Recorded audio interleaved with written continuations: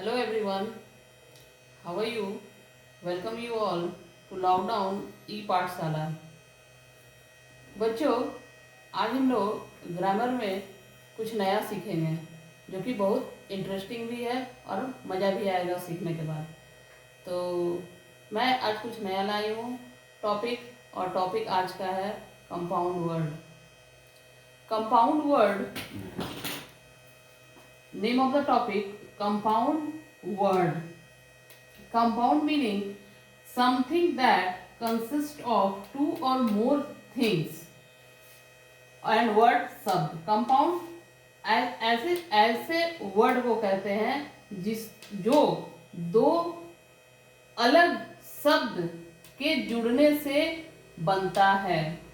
और जब दो शब्द आपस में जुड़ते हैं तो एक नया शब्द बनाते हैं, एक बिल्कुल नया शब्द बनते हैं, और उसका मीनिंग क्या होता है, मीनिंग भी क्या होता है, अलग होता है। So what we see here, compound word from the name only, meaning is hidden. Compound word जब हम लोग देखते हैं तो उसमें क्या होता है, पता चलता है कि दो वर्ड जब मिलते हैं तो एक नए शब्द का फॉर्मेशन होता है। अब let us see the definition. A compound word is made up of two words put together to form a new word with different meaning. So from the example it will be more clear. For example, sun plus flower is equal to sunflower. Sun Hindi में सूर्य और सूरज या सूरज को कहते हैं जो हमें heat and light provide करते हैं। प्लस फ्लावर, फ्लावर का हिंदी मीनिंग हुआ फूल, और जब दोनों आपस में जुड़े तो एक नए शब्द का फॉर्मेशन हुआ sunflower, and new word form with a new meaning.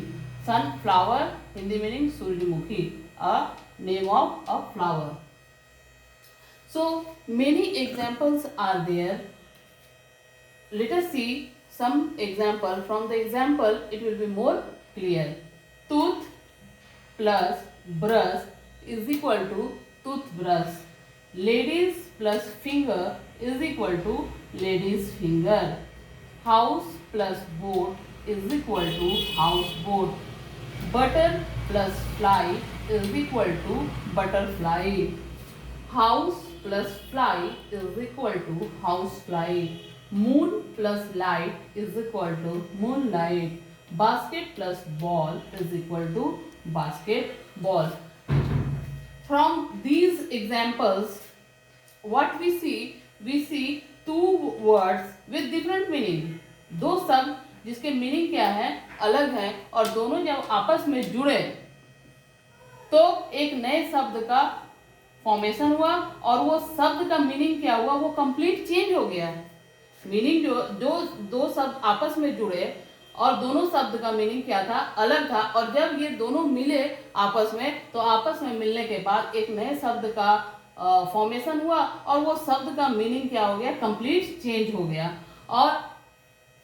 और क्या हुआ इसमें, मैजिक क्या हुआ, मैजिक ये हुआ कि दो शब्द जब मिले और मिलने के बाद क्या किए, एक नए शब्द बनाए, और वो शब्द का मीनिंग क्या हुआ, एकदम से चेंज हो गया। सो from the given example, I think compound words is clear to you all. Thank you very much.